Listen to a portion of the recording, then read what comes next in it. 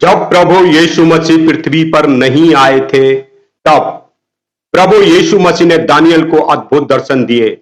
Daniel चकित रह गए और वो समझ नहीं पा रहे थे कि ये कौन है। आप भी इस अद्भुत दर्शन को देखकर चकित रह जाएंगे और आप इस रहस्य भरे दर्शनों के विषय को जानने के लिए आप लगातार आप बने रहो। चलो हम शुरू करते हैं। भारत देश के राजा क्रूसू के राज्य के तीसरे वर्ष में दानियल पर जो बेलत सर भी कहलाता है, एक बात प्रकट की गई। एदेकेल नदी नाम के तीर पर था एक शांत और रहस्यमय चक्र था। नबी दानियल अपने अंदरूनी प्रार्थना कक्ष में घुटनों के बल बैठे थे। उनकी आंखें आकाश की ओर उठी और उनका हृदय परमेश्वर के रहस्यों को समझने के लिए ललायत था। वर्षों से वह स्वर्गदूत जिब्राइल से बातें करते आ रहे थे और जिन्होंने उन्हें कई दिव्य संदेश भी दिए थे, लेकिन उस समय का चक्र कुछ अलग था। जैसे ही दानियल ने अपनी आंखें बंद की, अचानक एक तेज प्रकाश उनके चारों ओर फैल गया। उनकी आत्मा भय और विषम से भर उठी। जब उन्होंने अपनी दृष्टि उठाई तो उन्होंने एक अद्भुत व्यक्ति को खड़े देखा।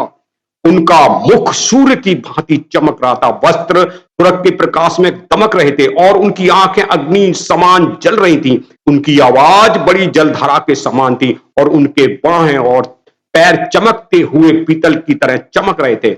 दानियल कांप उठे। उनके साथ जो लोग थे भयभीत होकर भाग खड़े हुए, लेकिन दानियल वहीं खड़े रहे। यद्यपि उनका पूरा शरीर निर्बल हो गया, वह समझ नहीं पा रहे थे कि ये कौन है।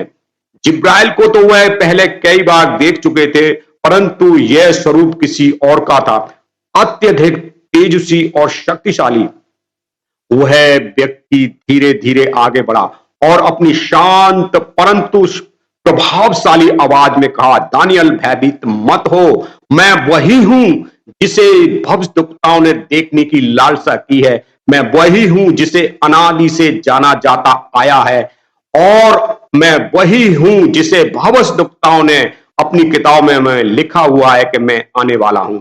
दानियल का मन हजारों प्रश्नों से भर गया, लेकिन उनके होंठ कंपायमान थे। जैसे ही वह दिव्य व्यक्ति बोलने लगे, दानियल का बल जाता रहा और वह भूमि पर गिर पड़े।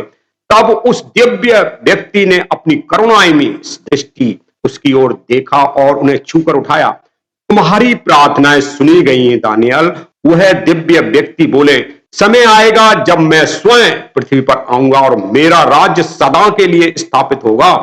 दानियल ने गहरी सांस ली। उनकी आत्मा ने अनुभव किया यह कोई साधारण दूत नहीं, बल्कि स्वयं परमेश्वर के पुत्र का दर्शन कर रहे थे, जो युगों के बाद संसार में आने वाले थे। जब वह दृश्य समाप्त हुआ, दानियल थरथराते हुए उठे, लेकिन उनका हृदय इस दर्शन से परमानंद से भर चुका था। उस रात के बाद दानियल ने यह भविष्यवाणी लिखी और युगों के बाद पूरी हुई, जब वही दिव्य स्वरूप यीशु मसीह के रूप में इस संसार में आए। धन्य है वह जो बिना देखे विश्वास करते हैं। हम देखते हैं दानियल 10 अध्याय और 5 से। तब मैंने आंखें उठाकर देखा कि सन का वस्त्र पहने हुए और उफाद देश के कुंदन से कमर बांधे हुए एक पुरुष खड़ा है। उसका शरीर फिरोजा के समान, उसका मुख बिजली की नाई, उसकी आंखें जलते हुए दीपक की सी, उसकी बाहें और पांव चमकाए हुए पीतल के से और उसके वचनों का शब्द भीड़ों के शब्द का सा था। प्रकाशित वाक्य 1:13 से, और उन दीवटों के बीच में मनुष्य के पुत्र शरीर का एक पुरुष को देखा, जो पांवों तक का वस्त्र पहने और छाती पर सुनहला पुटका बांधे हुए था। उसके सिर पर बाल श्वेत ऊन वर्ण पाले के से उज्जवल थे और उसकी आंखें आग की ज्वाला की नाई और उसके पांव उत्तम पीतल के समान थे, जो मानो भट्टी में तपाए गए हों, और उसका शब्द बहुत जल के शब्द की नाई था।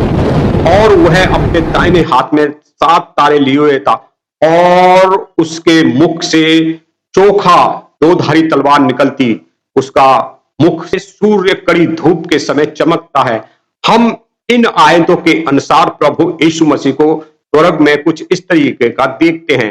यीशु ने कहा, हे अति प्रिय दानियल, जब तूने अपने हृदय को दीनता से परमेश्वर की ओर लगाया, तेरी प्रार्थना उसी क्षण सुन ली गई।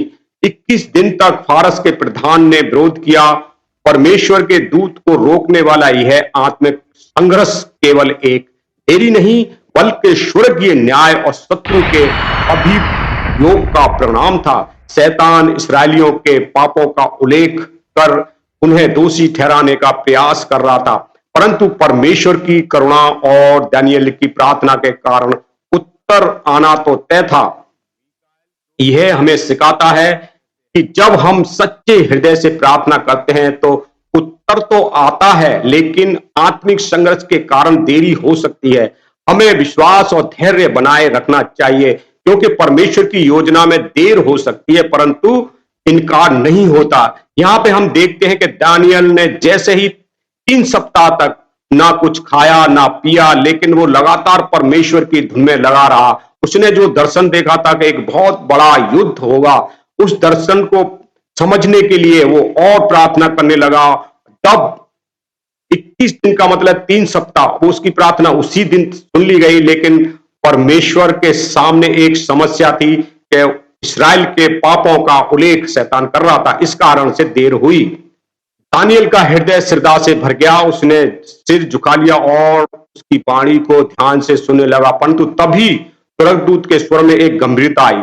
दानियल ने स्वर्गदूत की बात को समझने का प्रयत्न किया। वह केवल एक नास्वर मनुष्य था, परंतु उसे अब आभास होने लगा कि इस संसार में जो कुछ भी होता है उसके पीछे एक अदृश्य आत्मिक संग्राम भी चलता है। स्वर्गदूत ने संकेत किया और दानियल ने अपनी आत्मा की आंखों से एक अद्भुत दृश्य देखा। दूर क्षितिज पर एक भीषण युद्ध हो रहा था। आकाश में बिजली कौंध रही थी और शक्तिशाली स्वर्गीय सेना एक दूसरे के विरुद्ध फिर रही थी। स्वर्गीय प्रधान मीकाएल परमेश्वर की सेना के महान योद्धा फारस के राज्य के प्रधान के विरुद्ध लड़ रहे थे। यह दानियल ने आत्मा में देखा। यह युद्ध में तलवार नहीं थी, परंतु एक अकल्पनीय आत्मिक शक्ति टकरा रही थी। प्रकाश और अंधकार की सेना, सत्य और छल का संघर्ष, स्वर्ग और पृथ्वी के बीच अदृश्य जंग चल रही थी। परंतु मीकाएल जो मुख्य प्रधानों में से एक है, वह हम इस चीज से हम जान गए हैं कि प्रभु यीशु मसीह इस तरीके के स्वर्ग में दिखाई दिए और उन्होंने ये रहस्य भी बता दिया था दानियल को कि देखो अंत के समय में एक बड़ा युद्ध होगा और तुम्हारे लोगों के ऊपर कितना बड़ा संकट होगा। उस वक्त मीकाएल स्वर्गदूत तुम्हारे लिए खड़ा होगा। इस तरीके का हम इन रहस्यों को देखते हैं। जब प्रभु यीशु मसीह ने अपना लहू बहाया, क्रूस पे अपना बलिदान दिया, तब शैतान को हराया और स्वर्ग में एक बड़ा युद्ध हुआ और शैतान को नीचे फेंक दिया गया। बाइबल कहती है हाय उन लोगों के ऊपर, क्योंकि शैतान बड़े तेज रूप से पृथ्वी पे आ रहा है। तो ये जो भविष्यवाणी थी, ये जो रहस्य था, पूरा हुआ। लेकिन युद्ध अभी भी चल रहा है और आगे भी चलता रहेगा, क्योंकि ये रहस्य और ये प्रकाश, ये दर्शन बहुत बड़ा है। इस कारण से हम शॉर्ट करके यही समाप्त करते हैं। परमेश्वर आपको आशीष करे। जय मसीह की।